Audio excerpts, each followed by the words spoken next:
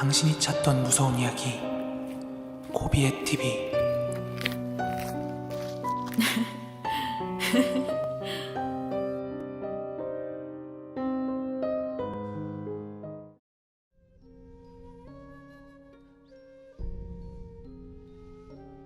이 이야기는 제가 어렸을 때 한국에 살면서 겪었던 이야기입니다. 제가 초등학교 2학년 때쯤에 저희 가족이 이사를 가게 되었습니다.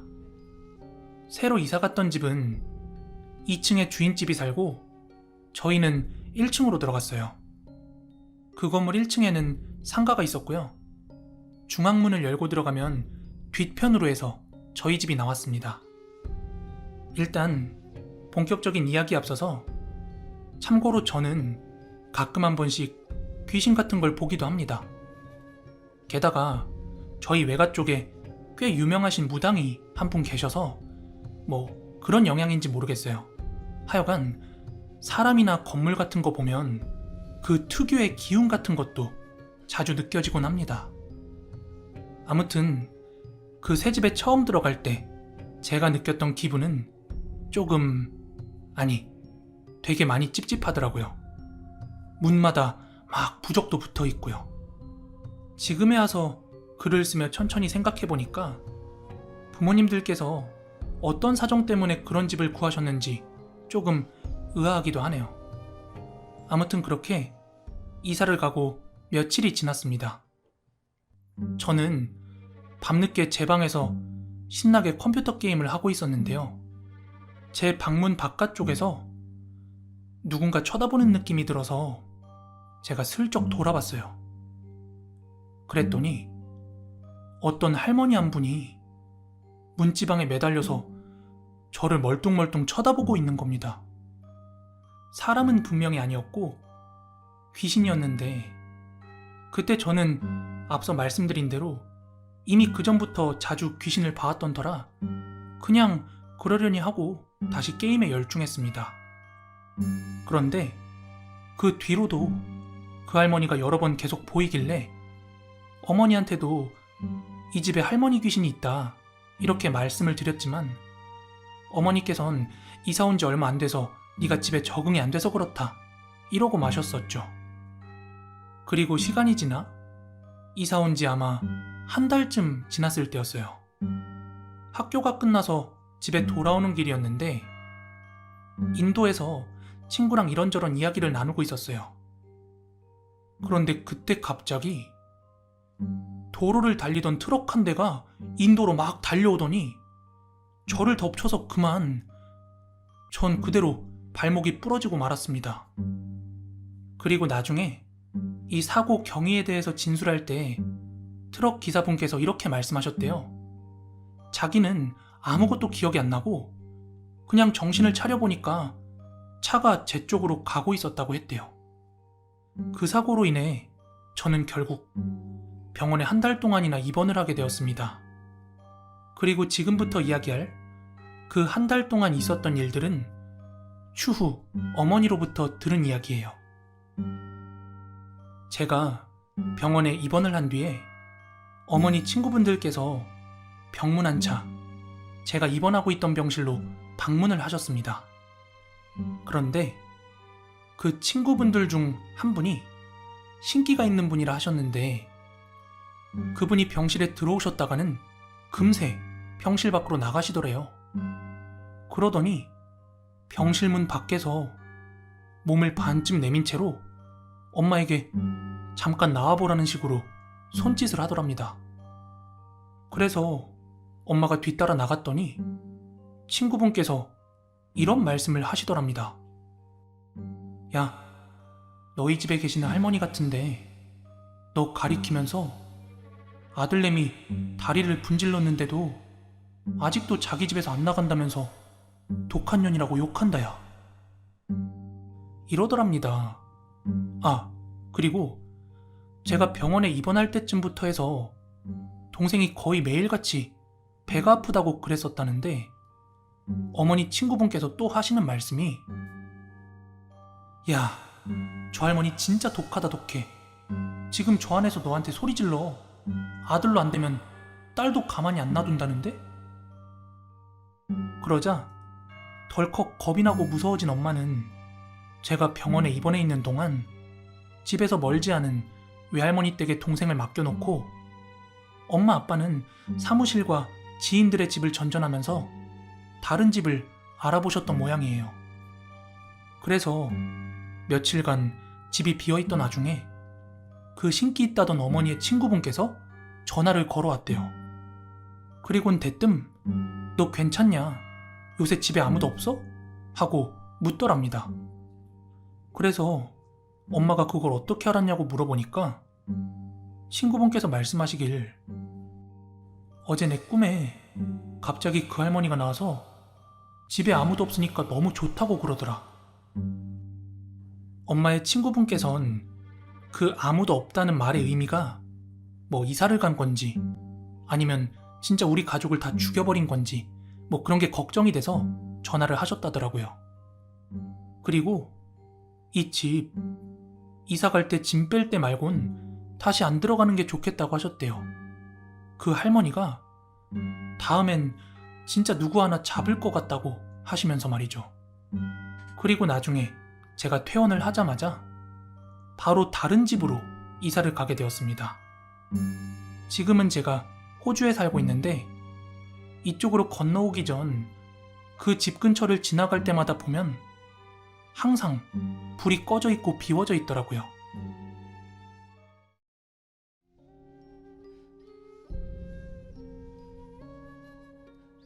때는 90년대 후반에 있었던 일입니다. 당시 저는 목동에 있는 작은 빌라에 살고 있었고 그땐 제가 중학생이었습니다. 그땐 무더운 여름날이었어요. 당시 제가 하복을 입고 있었으니까요. 중학생이었던 저는 따로 학원을 다니진 않았지만 고려대학교에 다니던 한 오빠에게 일주일에 이틀은 수학과 영어 과외를 받았습니다. 그래서 일주일에 2번씩은 그 오빠네 집으로 가서 공부를 했습니다. 과외를 하는 날은 학교 끝나고 한 5시, 6시쯤에 그 오빠네 집에 도착을 했고 함께 2시간 정도 공부를 했기 때문에 끝나면 7시, 8시쯤에 끝났어요. 그러던 어느 하루였습니다. 그날은 일기예보에서 비가 내린다고 예보를 했고 아침부터도 구름이 낀 모양새가 꼭 비가 올 것 같았습니다. 그래서 저는 우산을 챙겨 등교를 했고 희한하게 날은 흐렸지만 학교가 끝날 때까지 비 한 방울 내리지 않았습니다. 그리고 학교가 끝난 뒤에는 과외까지 시간이 좀 남아서 같은 반 단짝 친구 둘과 함께 학교 근처에서 떡볶이도 먹고 수다를 떨면서 시간을 보냈습니다. 그때까지도 여전히 비는 내리지 않았지만 해가 구름에 가려져 있는 그런 흐린 날씨였기 때문에 애들과 이야기를 하다 보니까 그 주제가 점점 무서운 이야기로 흘러갔습니다. 그때 단짝 친구들이 했던 무서운 이야기가 뭐였냐면 나 있지 전에 옆반 소영이한테 들었는데 걔네 오빠가 밤늦게 공중전화기에서 귀신 봤대.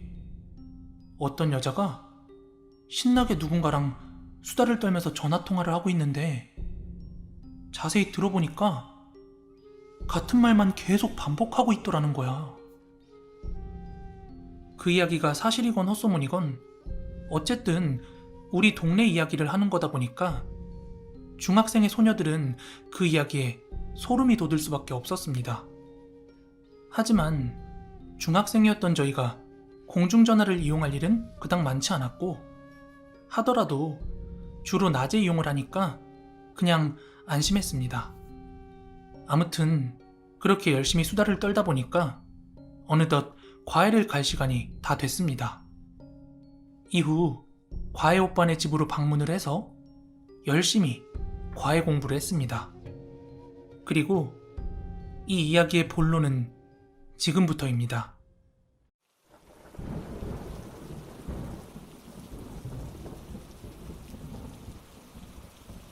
과외 선생님 집에서 저희 집까지는 걸어서 한 15분에서 20분 정도? 그 정도 거리였습니다. 저는 과외가 끝나자마자 그 집에서 나와서 귀에는 워크맨을 끼고 음악을 들으면서 한 5분 정도 걸었는데요. 아마 그때부터였는데 한두 방울 빗방울이 떨어지는데 제가 우산을 피려고 보니까 우산을 선생님 댁에 놔두고 왔더라고요. 그런데 불과 1분도 안 돼서 막 미친 듯이 폭우가 쏟아지는데 저는 딴 건 몰라도 제가 초등학교 졸업 선물로 받은 제 워크맨이 물에 젖을까봐 얼른 비를 피하기 위해서 막 뛰었습니다. 그러다가 딱 제 눈에 보였던 게 뭐였냐면 골목에 있던 공중전화 박스였습니다. 부스가 2개 붙어 있는 곳이었는데 오른쪽엔 어떤 여자가 통화 중이라서 저는 왼쪽으로 들어가 비를 피했습니다. 그리고 가지고 있던 잔돈으로 엄마한테 우산을 가지고 나 좀 데리러 와달라 이렇게 전화하려고 했지만 제가 들어왔던 부스는 전화기에 고장 표시가 붙어 있더라고요. 하는 수 없이 옆칸에서 통화가 끝나기만을 기다릴 수밖에 없었습니다. 그때 저는 귀에 워크맨을 꽂고 음악을 듣고 있었는데 이 음악 소리 바깥으로 빗줄기가 공중전화 박스 천장을 막 때리는 소리가 대차게 나더라고요. 그런데 옆칸의 여자는 비 오는 날 뭐가 그렇게 신났는지 도무지 전화를 끊을 생각을 안 하는 거예요. 심지어 노래가 2곡이 다 지나갈 때까지 기다렸는데 안 끊고 있더라고요. 저도 집에 빨리 가고 싶은데 막 짜증이 올라오더라고요. 저는 이어폰을 빼고 가방을 제 칸 전화기 위에 올려둔 채 옆 칸으로 갔습니다. 그리고 말했어요. 언니, 저 전화 한 통만 빨리 쓰면 안 될까요? 그런데 그 순간 저는 기겁을 할 수밖에 없었습니다. 천천히 제 쪽으로 고개를 돌린 그 여자는 눈을 까뒤집은 것처럼 눈동자가 없이 그냥 하얀 동자만 있었고 아무 소리도 내지 않고 입만 뻐끔거리고 있었습니다.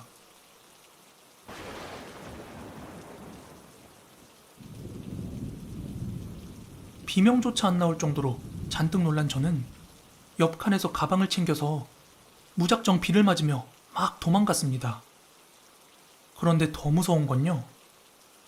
혹시라도 그게 나를 따라올까 싶어서 잠깐 뒤를 돌아봤는데 그 공중전화 박스엔 아무도 없었습니다.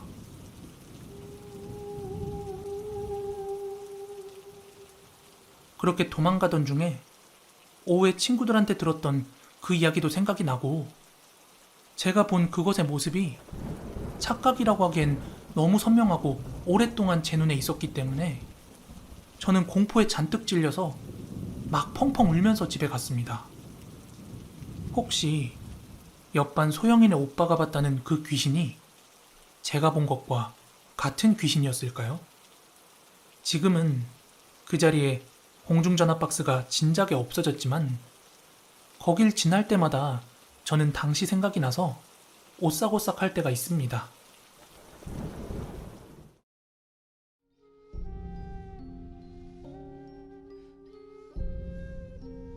이 이야기는 제 친구의 군대 시절이 있었던 이야기인데요. 제 친구는 강원도에서 군 생활을 했습니다.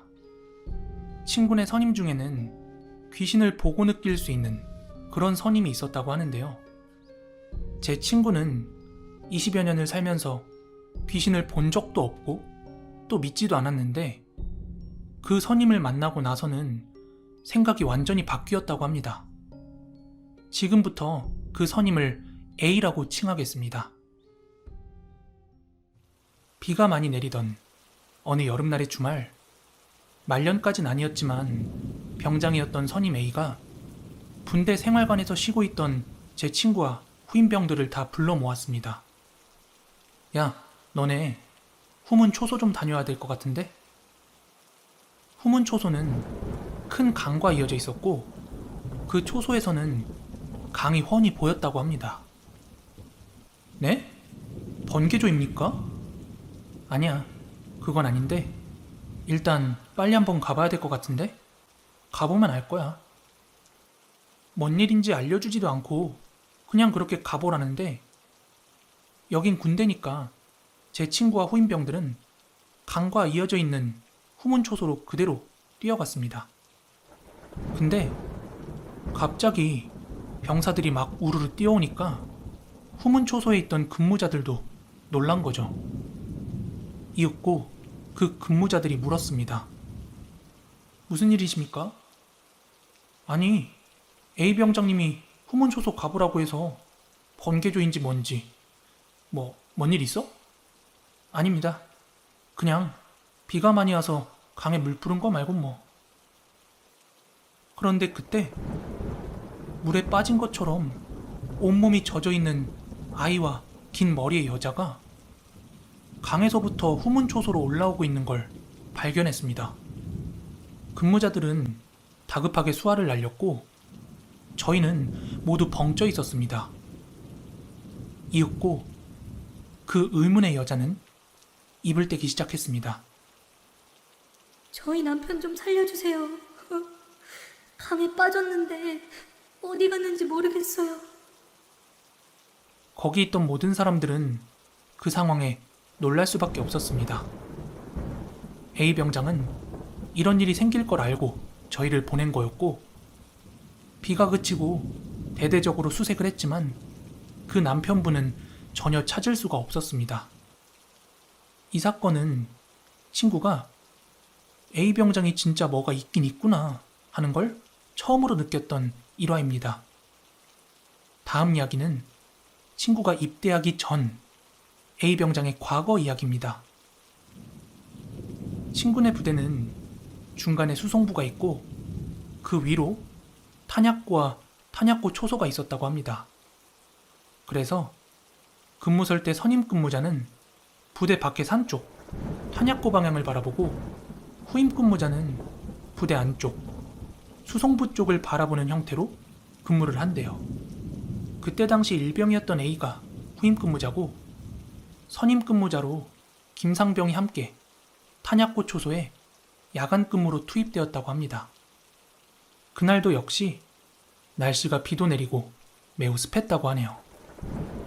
군대 다녀오신 분들은 아시겠지만 상병쯤 되면 비 오는 날 야간 근무라고 해봐야 무서운 게 있겠습니까? 그냥 잠 못 자는 거랑 우위 때문에 귀찮은 게 크죠. 아무튼 밖에 비 오는 걸 보면서 근무를 서고 있는데 김상병의 얼굴 바로 뒤편으로 아주 얇은 여자의 목소리가 들렸답니다. 나 어디 있게. 김상병은 당연히 깜짝 놀랄 수밖에 없었고 뒤를 쳐다봤는데 당연히 여기에 여자가 있을 리도 없고 그런데 A도 아무 미동 없이 근무만 잘 서고 있었기 때문에 김상병은 자기가 빗소리에 잘못 들었나 생각하고 다시 근무에 집중하게 되었습니다. 그런데 그 목소리가 자꾸 생각이 나고 귓가에 맴도니까 긴장을 하고 근무를 서고 있었는데 다시 한번 뒤통수 쪽에서 그 여자의 목소리가 들렸답니다. 내가 어디 있을까? 그때서야 김상병은 이건 진짜다 라고 생각을 했고 다시 한번 뒤를 돌아보려고 하는 바로 그때 A가 감히 선임인 김상병의 팔을 잡아챘다고 합니다. 그리고 나서 이렇게 얘기했다고 합니다. 대답하지 마십시오. 그리고 쳐다도 보지 마십시오.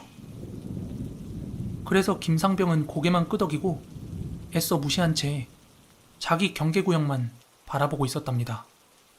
그 후에도 몇 차례나 더 그 얇은 여자의 목소리가 들려왔고 내가 어디 있을까? 1시간 근무가 마치 1년처럼 느껴졌대요. 그렇게 근무 시간이 끝나고 후번초 근무자들이 도착을 해서 근무 교대를 한 뒤에 그 둘은 부대로 돌아왔다고 합니다. 김상병은 그게 뭐였는지 궁금하기도 했고 추운 몸을 녹이고자 A한테 컵라면 한 사발이 하자고 불렀습니다. 그렇게 컵라면을 끓여놓고는 둘이 앉아서 김상병이 A에게 물었다고 합니다. 너도 아까 그 소리 들은 거 맞지? 네, 들었습니다. 아까 잘못 들은 게 아니면 그게 뭔데? 그러자 A의 대답은 다음과 같았습니다. 저희가 초소에 들어가고 제가 수송부 쪽을 바라봤을 때 수송부 창문 안쪽으로 뭔가 움직이는 게 보였습니다. 그래서 자세히 바라봤더니 여자였습니다. 엄청 큰 눈을 가졌고 얼굴을 뒤덮을 듯 입이 완전 찢어져 있었습니다. 그 여자는 제가 자기를 바라봤으면 좋겠다는 듯이 춤을 추면서 제 시선을 끌었는데 저는 그냥 무시하고 경계 근무만 서고 있었습니다. 그런데 그때 마침 김상병님께서 기침을 한번 하고 나니까 목적이 바뀌었다는 듯 깔깔거리고 웃더니 찢어진 입을 활짝 더 벌려서 나 어딨게 하고 소리를 질렀습니다. 그때 김상병님께서 많이 긴장하신 것 같아 제가 말씀드린 거였습니다. 김상병은 그 이야기를 들은 후에도 긴장의 끈을 놓을 수가 없었다고 합니다. 지금은 괜찮은데 비가 엄청 많이 내릴 때는 가끔 수송부 건물 밖으로도 나올 때가 있습니다. 그때는 초소까지 올까봐 저도 좀 무서워서 긴장을 합니다.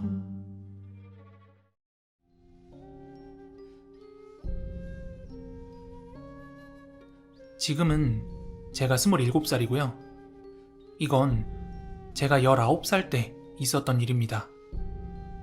그 당시에 저는 밤 늦게부터 아침에 해가 뜰 때까지 동네 형들이랑 같이 어울려 노는 걸 굉장히 좋아했습니다. 그날도 역시 평소처럼 술을 잔뜩 마시고 아는 형 2명이랑 같이 집으로 향하고 있었습니다. 참고로 이 형들 중 한 명은 야맹증을 가지고 있어서 밤에 불빛 없이는 거의 아무것도 볼 수 없는 사람이었습니다. 그래서 빛이 거의 없는 그런 어두운 곳을 지날 때면 저희가 항상 잡아줘야 걸을 수 있었습니다.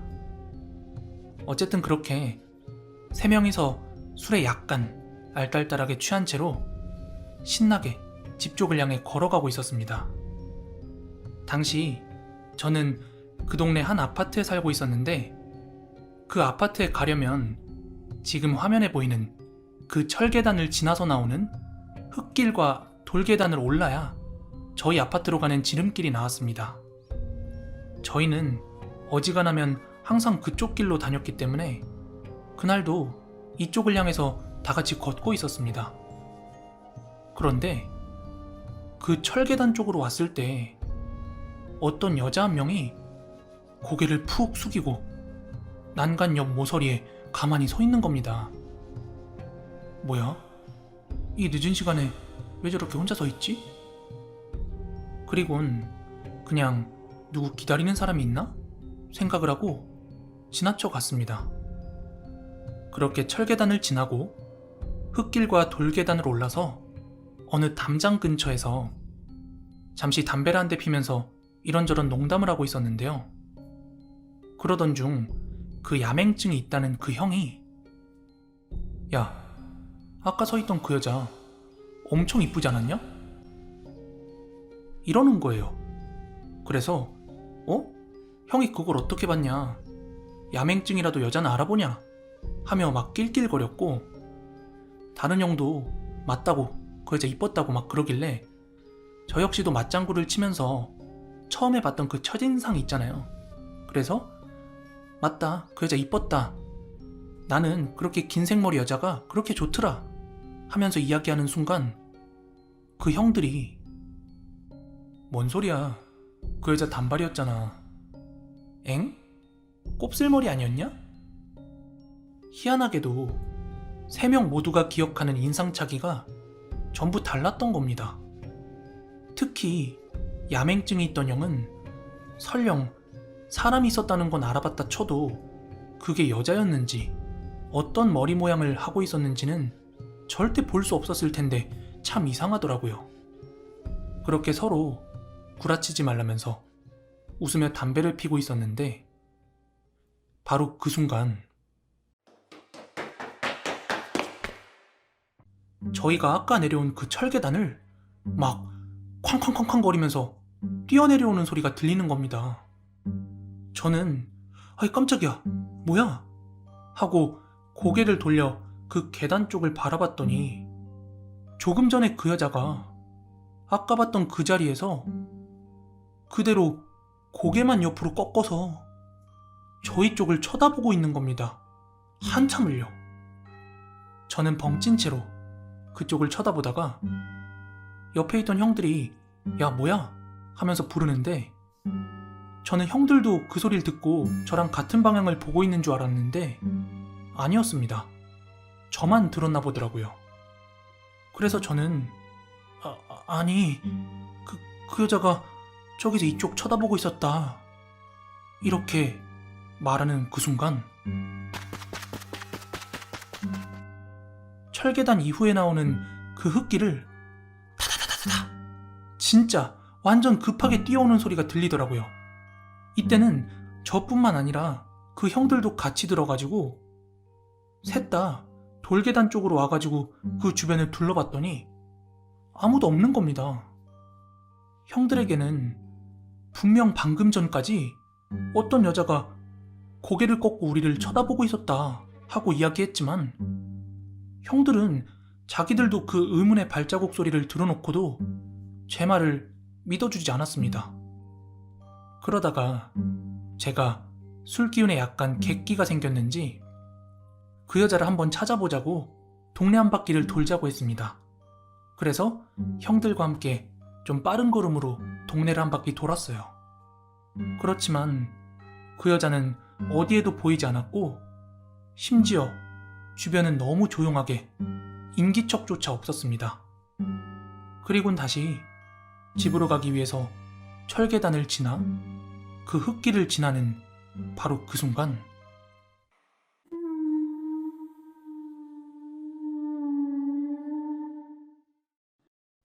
제사 지낼 때 쓰는 그 향냄새가 싹 콧속으로 스미는데 등골에 소름이 쫙 돋아서 셋 다 빠르게 눈빛을 교환하고 미친 듯이 뛰어서 도망갔습니다. 아직까지도 저는 그날의 기억이 선명합니다. 다만 아직까지도 몇 가지 풀리지 않는 의문점이 있습니다.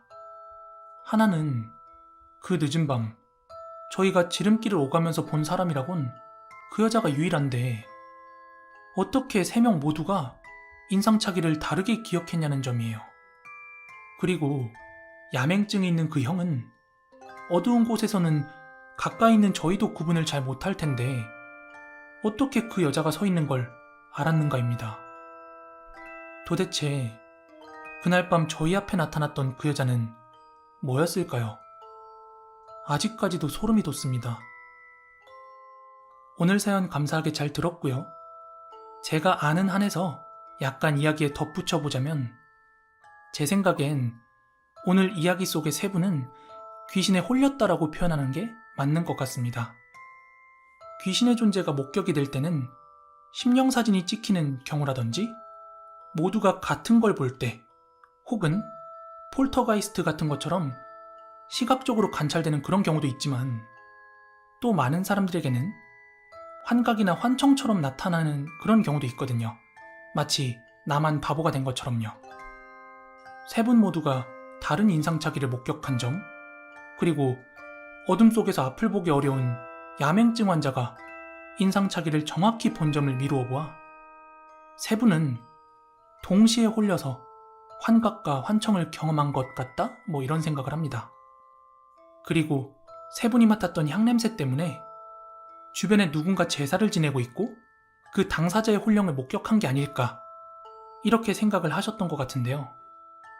마지막으로 덧붙이자면 세 분이 맡았다던 그 향냄새 있죠? 그것조차도 아마 세 분만 느꼈을 가능성을 배제할 수 없다고 저는 생각합니다.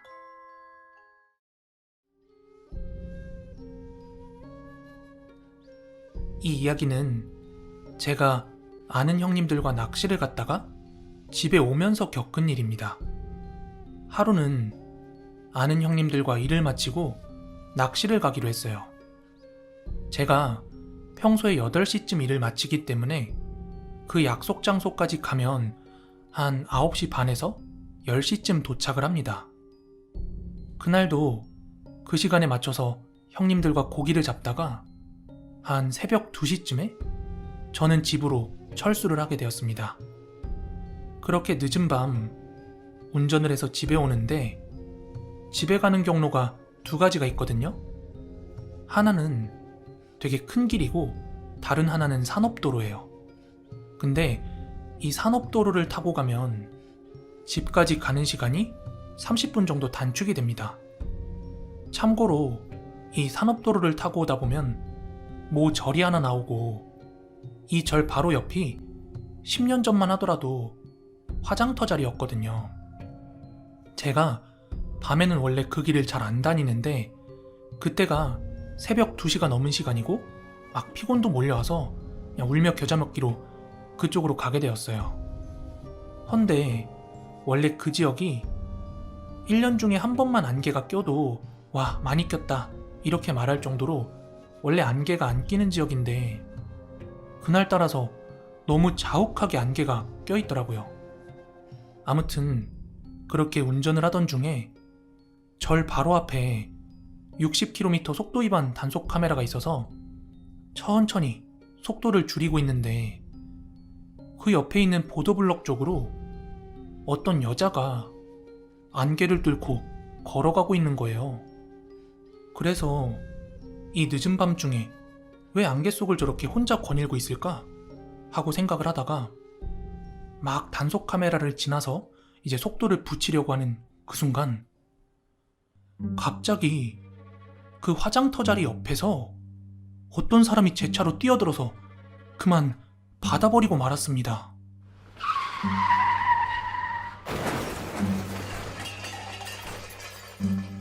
아, 망했다. 어떡하지?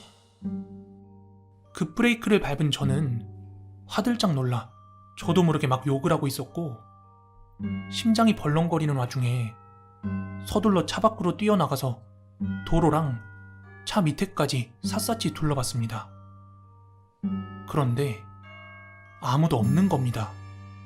저 분명히 사람 쳤거든요. 아무리 주변을 뒤져봐도 뭐가 없어요.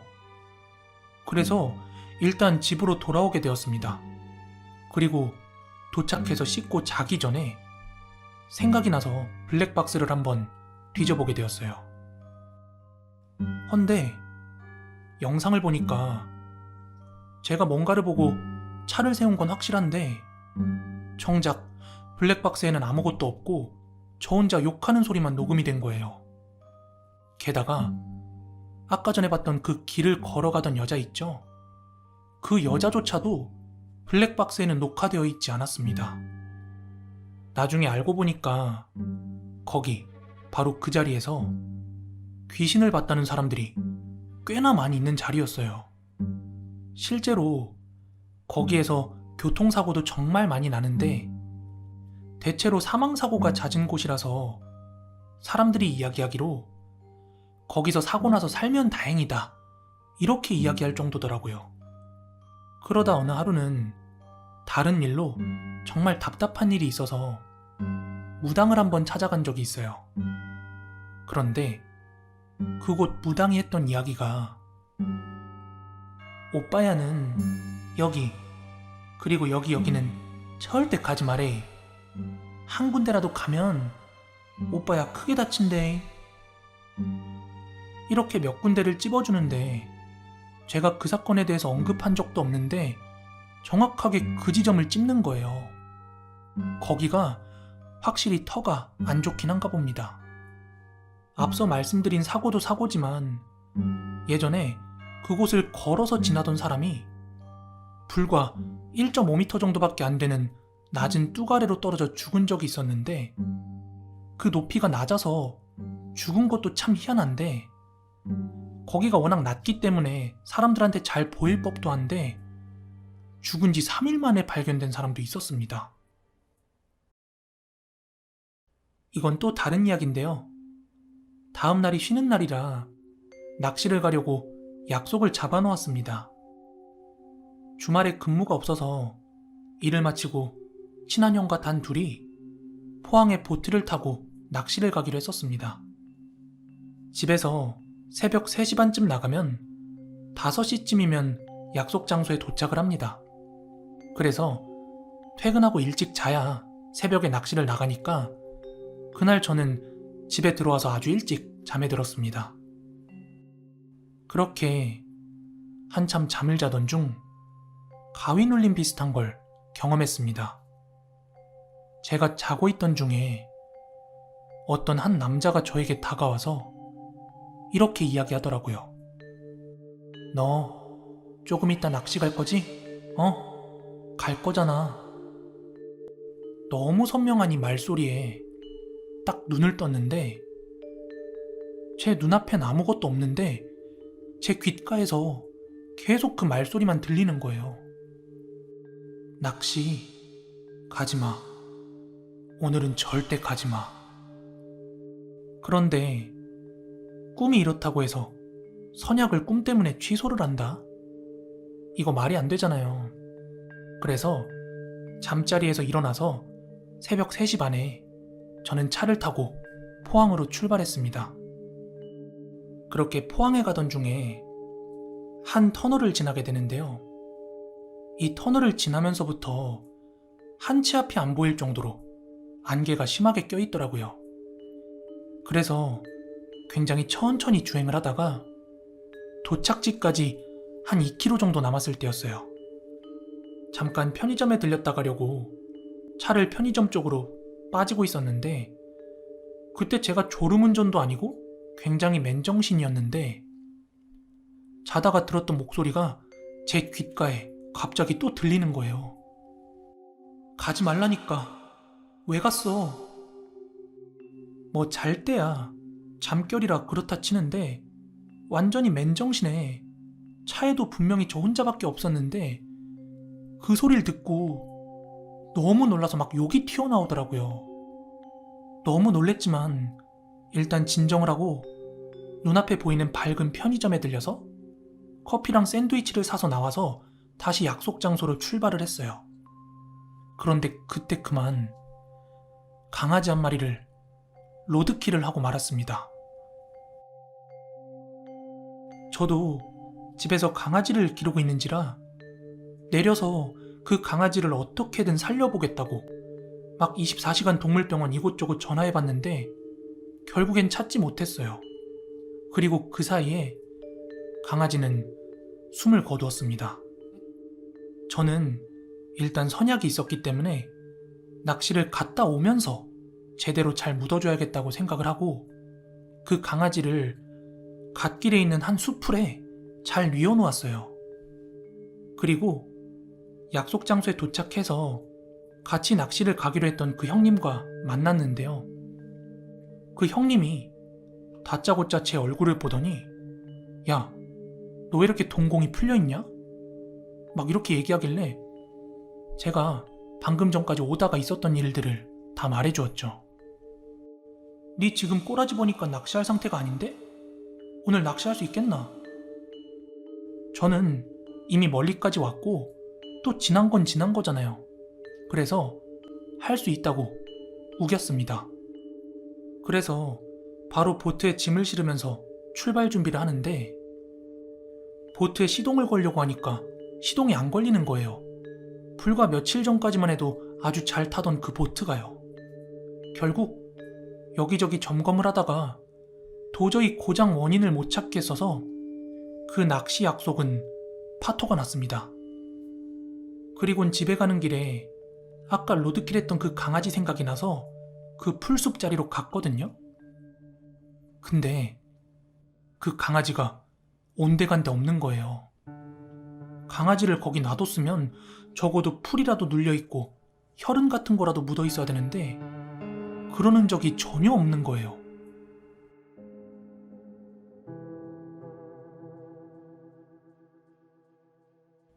그리고 그날 밤 집에 들어와서 잠을 청하는데 자다가 또 한 번 그 남자의 목소리를 듣게 됩니다. 왜 이렇게 말을 안 들어서 힘들게 해? 절대 낚시 가지 마. 이날 이후에는 그 목소리가 다시 들리지 않았고요. 저는 궁금한 마음에 무당을 한번 찾아가서 저한테 수호령 같은 게 있는지 물어봤는데 또 그런 건 전혀 없다대요. 그렇게 그 일이 있고 4일이라는 시간이 더 흘렀는데요. 제가 낚시를 하려고 갔던 그 바닷가에서 시신 한 구가 떠올랐습니다. 제가 그날 만약 끝까지 보트를 타고 낚시를 나갔다면 아마 이 사연도 없었지 않을까 그런 생각이 들었습니다.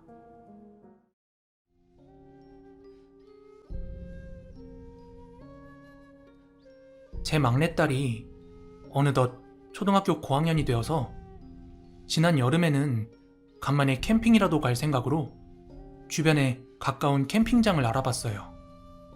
저희 집에서 차로 운전을 해서 약 1시간 정도 거리에 수심이 얕고 맘에 들어서 매년 찾는 해수욕장이 하나 있었는데요. 마침 그 해수욕장 주변에도 캠핑장이 하나 있다는 게 떠올랐습니다. 같은 해안가 라인에 위치해 있지만 그 해수욕장과 캠핑장은 거리가 약 1km 정도 떨어져 있는데요. 그런데 그 캠핑장이 생기기도 한참 전인 거의 한 20년 전? 제가 거기서 캠핑을 했던 기억이 있었기 때문에 지금은 거기가 어떻게 조성이 되어 있나 궁금해서 당시 같이 캠핑을 했던 동료이자 그 근처에 살고 있는 지인한테 물어봤어요. 잘 지냈지? 다름이 아니라 거기 캠핑장 한번 가보려고 하는데 좀 어때? 잘 꾸려놨어?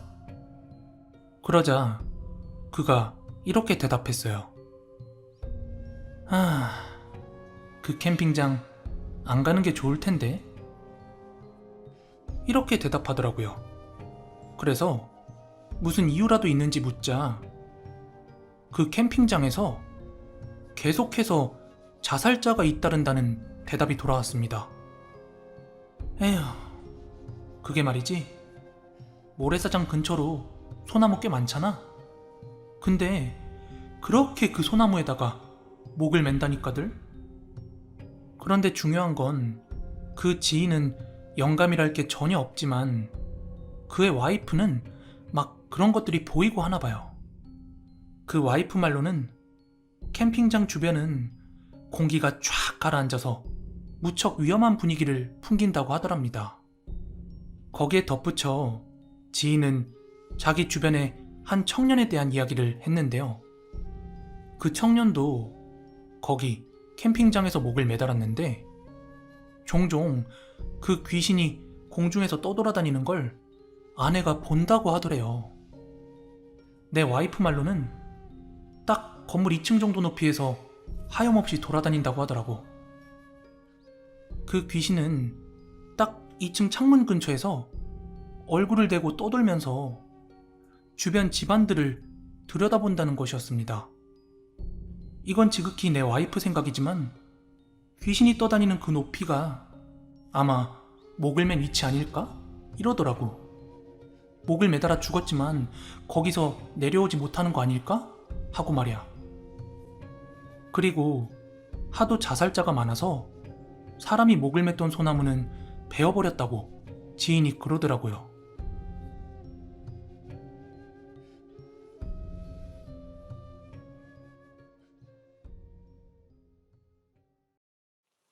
그렇게 얼마간 시간이 지나 그해 초여름, 저는 가족과 함께 해수욕장을 찾았습니다. 그런데 하필 그날 날씨가 영 좋질 않아 비가 부슬부슬 내리기 시작했고 해수욕은 그만두고 그 캠핑장을 찾아가 보기로 했습니다. 차를 탄 채 캠핑장에 들어섰을 땐 오른편에는 해변이, 왼편에는 주차장과 텐트장, 조리장 등이 이렇게 줄지어 있었습니다. 그 길은 차를 타고도 갈 수 있었기에 서행하면서 베어있는 소나무를 한번 찾아봤어요. 그런데 자살에 관한 소문은 다들 모르는 건지 캠핑뿐만 아니라 조개잡이를 하러 온 것 같은 가족들도 많이 보였고 적당히 꽤나 손님은 많이 있는 것처럼 보였습니다. 우리 가족은 죄다 영감이 조금씩 있는 편이지만 지인에게 그런 이야기를 듣지 않았더라면 그리 기분 나쁜 장소라고 여기지 않았을 것 같은 그런 느낌이었어요. 분위기 좋더라고요. 그렇게 천천히 차를 달리며 찾고 있다 보니까 베어서 쓰러져 있는 소나무가 하나 보였습니다. 대개 보통 나무를 베면 이렇게 밑둥부터 자를 텐데 이상하게 그 나무는 이렇게 1m 정도 높이에서 잘려 있었습니다. 그 나름대로 세월을 꽤 거쳐왔을 법한 굵은 소나무였어요. 그래서 저건가? 이러며 계속 운전을 하는데 또 비슷하게 한 1m 정도 높이에서 잘려나간 그런 소나무가 보였습니다. 한 200m 정도 간격으로 그런 나무들이 계속해서 듬성듬성 보였습니다. 아주 묘하게 베어진 높이는 차이가 있었지만 각각 조금씩 다른 방향을 한 채로 잘린 그 소나무가 쭉 늘어서 있는 모습은 왠지 모르게 기분이 나빠왔습니다. 왜냐하면 사람이 목을 매단 나무가 뭔지 도무지 분간이 잘 안 갔거든요. 그래서 그날은 별로 차에서 내리고 싶지 않은 기분에 아쉬움을 뒤로 한 채로 그대로 집으로 돌아왔습니다. 그리고 나중에 그 캠핑장 이야기를 해줬던 그 지인을 만났을 때 그날의 이야기를 꺼냈습니다. 아, 맞다. 나 저번에 거기 잠깐 들렸는데 야, 베어낸 소나무가 하도 많아서 나 어떤 게 사람 죽은 나무인지 아예 분간이 안 가던데? 아, 뭐 그럴 수도 있겠네. 그렇게 짧은 대답 후에 그는 쓴웃음을 지으며 이렇게 말했습니다. 그런데 말이야, 네가 봤던 베어져 있던 소나무들 그거 죄다 사람 죽은 나무 맞아.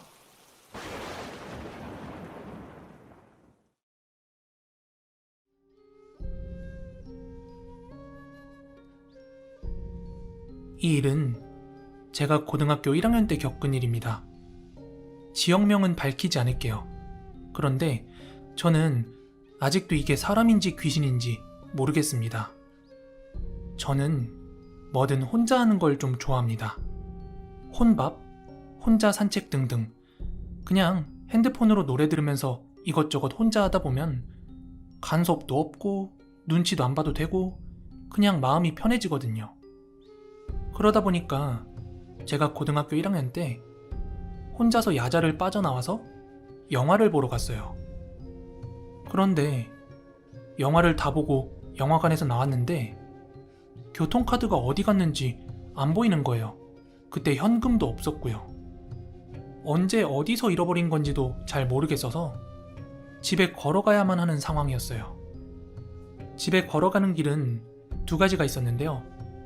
하나는 버스길을 따라 그대로 걸어가는 길, 그리고 다른 하나는 큰 공원을 가로질러서 가는 길이었는데 이 둘 다 조금씩 문제가 있었습니다. 버스길을 따라가게 되면 버스를 타고도 보통 15분 정도 걸리는 길이라 너무 오래 걸려요. 그렇게 되면 집에 늦게 들어온다고 엄마한테 엄청 혼나거든요. 그리고 공원을 가로질러 가면 시간은 조금 단축이 되는데 그 공원에 가기 위해서 들어가야 하는 작은 숲이 있거든요. 그런데 그 숲이 해가 지고 나면 정말 너무 무서워요, 분위기가. 하지만 당시에는 부모님께 혼날 게 더 무서워서 그냥 그 공원길로 가기로 합니다. 결국 그 공원에 가기 위해서 숲으로 들어가게 되었는데요. 그 숲은 나무가 워낙 빽빽해서 뭐 달빛 같은 것도 안 들어오는 그런 어두컴컴한 곳이었어요. 저는 그곳이 너무 무서워서 이어폰도 빼고 노랫소리를 제일 크게 틀어놓고 핸드폰 손전등 켜놓고 막 여기저기 환하게 비춰가면서 걸어가고 있었어요. 노래에 따라 흥얼거리기도 하면서 안 무서운 척 길을 걸어가고 있는데 그때 갑자기 제 오른쪽 시야에 뭔가 이상한 게 보이는 거예요. 그래서 뭔가 하고 그쪽을 돌아봤는데 진짜 저랑 한 50m? 아니면 그것보다 조금 더 가까이에 있는 어느 나무에 어떤 아저씨가 제 머리보다 조금 더 높은 정도 높이에 양팔과 양다리로 나무를 감싸가지고 매달려 있는 거예요.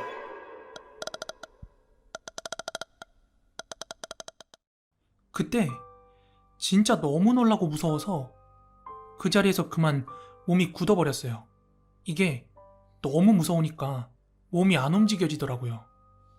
그렇게 후레쉬를 비춘 채로 몸이 잠깐 굳어 있었더니 그것이 제 쪽으로 고개를 휙 돌리면서 저를 뚫어져라 쳐다보더니 갑자기 철푸덕 하고 땅으로 내려오는 거예요. 떨어지듯이요. 그리고 제가 결정적으로 겁을 먹었던 건 갑자기 그게 제 쪽으로 되게 기이할 정도로 크게 한 걸음씩 성큼성큼 다가오는데 너무 진짜 기겁을 해서 손으로 핸드폰 꽉 쥐고 전력을 다해가지고 공원 중간까지 사람들이 다니는 곳까지 막 뛰어갔어요. 뒤도 안 돌아보고요. 그리고 어느 정도 뛰어서 사람들이 하나둘 보이기 시작했지만도 그것이 저를 성큼성큼 계속 따라오는 것 같은 느낌이라 저는 저희 동네가 나올 때까지 죽기 살기로 뛰었습니다. 그리고 집을 보자마자 신발 벗고 막 뛰쳐들어갔습니다. 저는 아직까지도 그게 사람인지 귀신인지 잘 모르겠습니다. 하지만 그 후로 날이 어두워진 뒤로는 그 숲에 들어간 적이 한 번도 없고 가끔씩은 그 나무에 매달린 성큼성큼 다가오는 그 기괴한 모습이 선명하게 떠오르곤 합니다.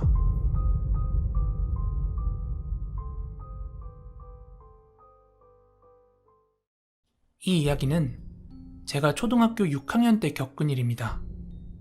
6학년 2학기 때의 어느 날이었는데요.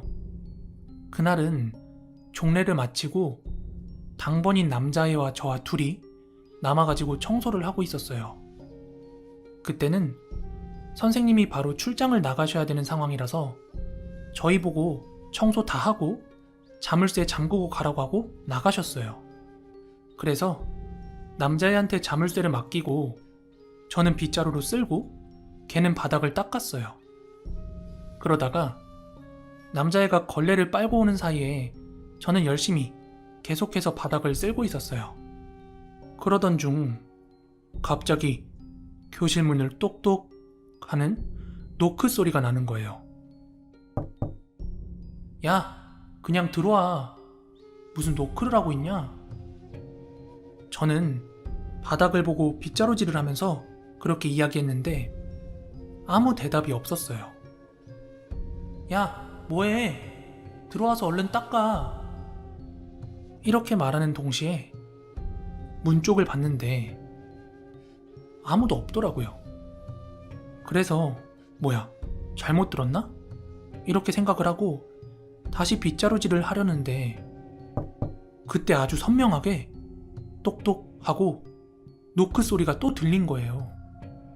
그때 저는 빨리 청소를 끝내고 집에 가고 싶은데 얘가 자꾸 장난을 친다는 생각이 들어서 문 쪽으로 가서 화를 내며 딱 문을 열었어요. 그런데 문 바로 앞 그리고 복도에도 아무도 없었습니다. 그리고 바로 그때 전 진짜 놀라 기절하는 줄 알았습니다. 뭐지?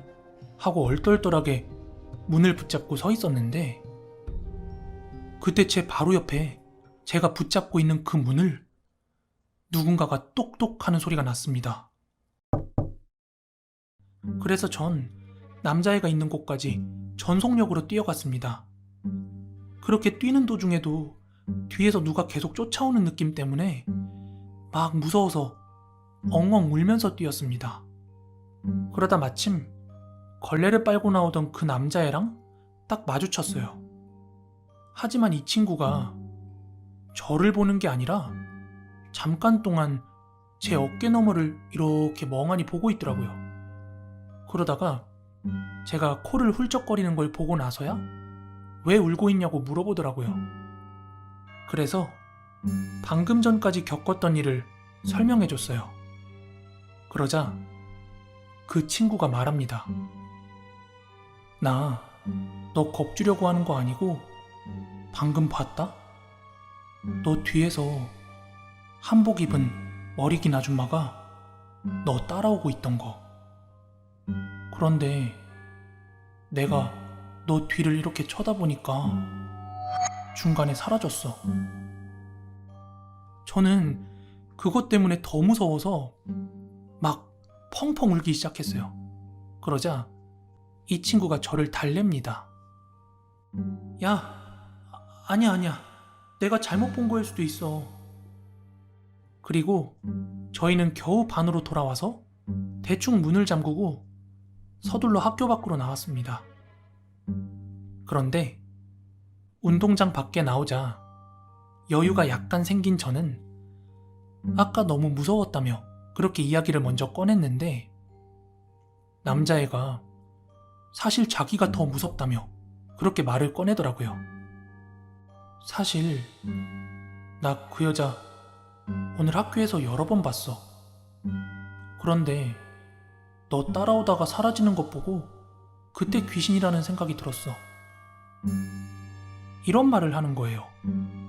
그래서 야, 너 오늘 여러 번 봤다며 그땐 안 무서웠어? 하고 제가 물어봤어요. 그러자 그게 말이야, 하루 종일 무표정으로 다니던 여자가 너 따라올 땐 무섭게 웃고 있었거든.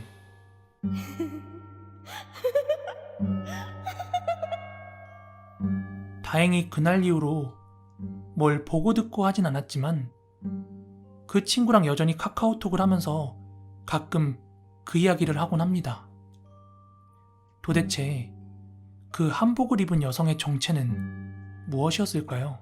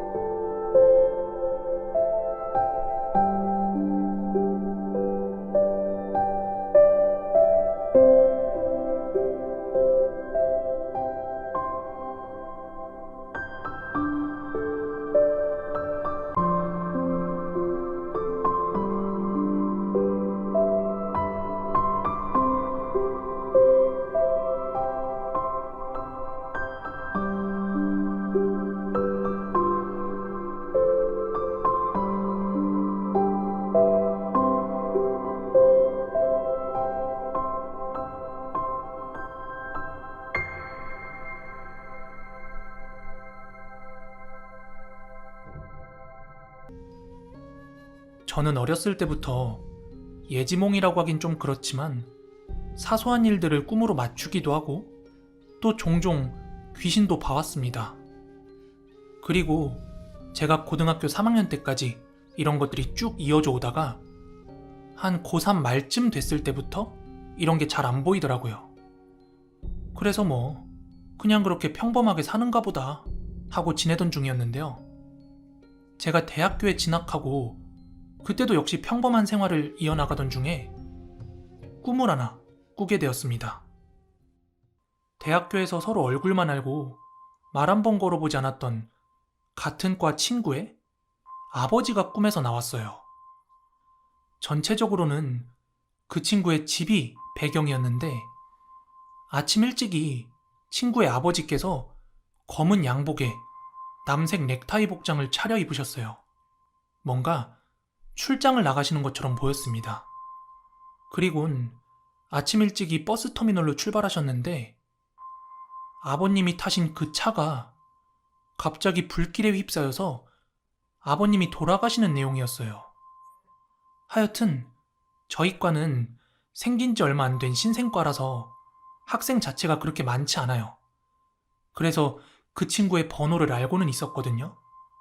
그래서 아침에 눈을 뜨자마자 그 친구한테 전화를 걸어서 제가 꿨던 꿈 얘기를 해주면서 너희 아버지 오늘 부산으로 출장 가셔? 하고 물어봤더니 맞긴 한데 너가 그걸 어떻게 하냐면서 되게 불쾌해 하더라고요. 저희 학교가 신학대이다 보니까 이런 얘기하는 걸 되게 망설이다가 겨우 머뭇거리면서 말한 거였는데 역시나 돌아오는 반응이 너무 차갑고 안 좋아서 에이 그냥 끊어버릴까? 이렇게 생각을 하다가 살면서 이렇게 생생한 꿈은 처음이라서 그래 네가 날 미친년으로 보더라도 차라리 말하고 맘 편할란다 이렇게 생각하고 다 말해줬어요. 너희 아버지 부산행 고속버스 타고 가시는 거 아니야? 맞지? 이렇게 물어보니까 맞긴 맞는데 너 그거 어떻게 알았냐? 이거 출장이 갑자기 잡힌 거라서 우리 가족 말고는 알 리가 없다면서 되게 의아해했어요. 너희 아버지가 제일 뒷좌석에 앉으실 거야. 그래서 피해도 클 거고. 기분 나쁘게 들릴 거 알지만 너희 아버지 오늘 그 버스 타시면 돌아가실 거야. 네가 내 말 믿든 안 믿든 상관없는데 아버지한테 절대 버스 타지 말고 그냥 기차 타고 가시라고 해. 제발. 제가 이렇게 말을 끝내자마자 친구 아버지께서 집 밖에 나가시려고 어머님과 대화하는 소리가 수화기 너머로 들리는 거예요. 그 친구도 그때부터는 뭔가 찝찝하고 이상했는지 아버님한테 기차 타고 가라면서 그렇게 말을 하더라고요. 그러자 아버님께서 왜 그러냐고 차 시간 다 됐으니까 가야 된다면서 친구를 달래고 계셨는데 친구가 갑자기 전화기를 스피커폰으로 전환하더니 저보고 직접 말하라는 거예요. 그때 너무 당황스럽고 솔직히 쪽팔렸습니다. 만약 제가 한 말이 틀리기라도 한다면 저는 학교에서 미친년으로 찍히고 매장당할 게 분명하잖아요. 그래도 말은 해야겠어서 자초지종을 설명드리고 기차 타시는 게 좋을 것 같다 이렇게 말씀드렸어요. 그랬더니 저보고 악몽을 꾼 것 같은데 스트레스 때문일 거라고 너 많이 힘든 것 같으니까 푹 자라 이러시는 거예요. 살짝 비꼬듯이요. 저는 괜히 말한 것 같고 또 기분도 너무 나빠서 네, 알겠습니다. 저는 제 할 도리 다 했으니까 나중에 가서 저 원망하지 마세요. 이러고는 제가 먼저 전화를 끊어버렸어요. 제가 왜 그렇게까지 말했는지는 모르겠네요. 아마 그땐 생각해서 말해준 건데 약간 그런 푸대접 같은 걸 받으니까 기분이 좀 나빴나 봐요. 그렇게 시간이 지나 날이 어두워졌을 무렵에 그 친구로부터 전화가 걸려왔어요. 그리고 제가 전화를 받자마자 되게 흥분된 목소리로 하는 말이 야, 너 뭐야? 너 뭔데 이런 걸 아는 거야? 저는 졸립기도 하고 짜증도 나서 왜? 뭐가 문젠데? 내 말 무시하고 버스 타고 가셨으면 됐잖아. 그랬더니 자기 아버지가 오늘 혹시 몰라서 기차를 타고 가셨는데 원래 타려던 버스가 화재가 나서 거의 다 타버렸다고 지금 기사 나오고 뉴스 나오고 한다는 거예요. 심지어 그 버스의 뒷부분에서부터 화재가 시작됐다고 하더라고요.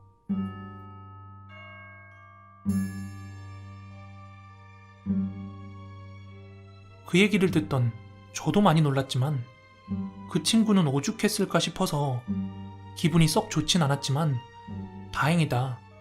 가족분들 많이 놀라셨을 텐데 잘 추스르고 학교에서 보자. 이렇게 말했어요. 하지만 학교에서 만난 그 친구는 그날 이후로 제가 무서웠는지 점점 저를 피하고 거리를 두더라고요. 애초에 뭘 바라고 얘기한 건 아니었지만 그래도 조금 씁쓸했습니다. 그래도 나름 사람 하나 살렸다고 좋게 생각하고 있습니다. 오늘 이야기 주제가 꿈이었는데요. 아마 무서운 이야기 많이 보시는 시청자 여러분들이시니까 무서운 꿈 혹은 귀신 나오는 꿈을 분명히 많이 꾸는 분들이 있으리라 생각이 됩니다. 그래서 마지막으로 귀신이 나오는 꿈 중에 안 좋게 해석이 되는 3가지 꿈을 말씀드리고 마무리할게요. 첫 번째로 귀신이 자신의 머리채를 휘어잡는 꿈인데요. 이런 꿈은 고민하고 걱정할 일이 생길 만한 그런 꿈을 암시한다고 합니다. 두 번째는 억울하게 죽은 사람이 귀신이 되어 나타나는 꿈인데요. 이런 꿈을 꿀 경우 병에 걸려서 고통을 받거나 혹은 좋지 않은 일이 생겨서 좀 오랫동안 한동안 시달리게 될 징조라고 합니다. 마지막 3번째는 머리카락을 산발한 귀신이 막 달려드는 꿈 또는 귀신이 웃거나 울고 있는 꿈이라고 합니다. 이런 종류의 꿈들은 대부분이 다 굉장히 위험한 징조로 풀이된다고 합니다. 병이나 사고 또는 위험한 일이 닥칠 걸로 본다고 합니다. 자, 오늘은 귀신 꿈이나 악몽, 가위눌림 같은 거 대신에 우리 편집장 보면서 달콤한 꿈 꾸시기 바랍니다. 저는 내일 더 무서운 이야기로 찾아오도록 하겠습니다. 감사합니다.